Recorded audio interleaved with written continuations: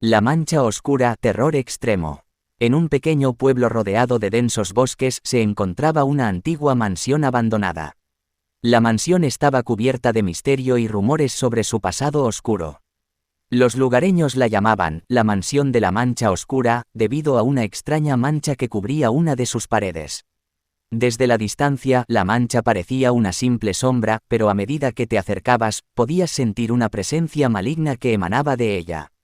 Muchos decían que aquellos que se atrevían a tocar la mancha oscura quedaban malditos para siempre.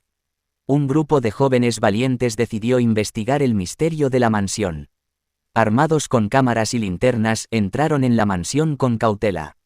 A medida que avanzaban por los pasillos polvorientos, la atmósfera se volvía cada vez más pesada y angustiante.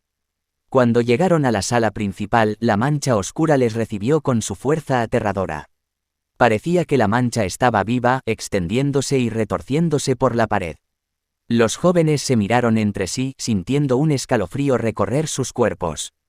Decididos a desentrañar el misterio, uno de ellos, llamado David, se acercó a la mancha y la tocó con temor. En ese momento, un viento helado llenó la habitación y una voz susurrante resonó en sus oídos: «La mancha oscura es el portal hacia el abismo». La mansión comenzó a temblar, las luces parpadearon y las puertas se cerraron de golpe. Los jóvenes se encontraron atrapados en una pesadilla infernal. La mancha oscura se expandió rápidamente, envolviendo a todos en su sombra maligna. Uno por uno, los jóvenes fueron arrastrados hacia la mancha oscura, gritando desesperadamente por ayuda.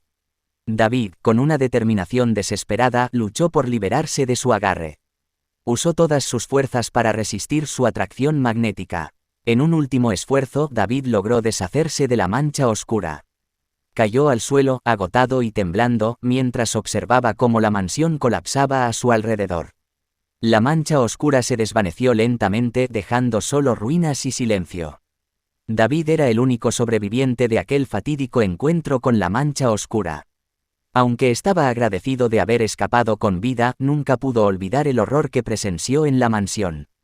Las pesadillas lo atormentaban cada noche, recordándole que el mal puede manifestarse en formas inimaginables.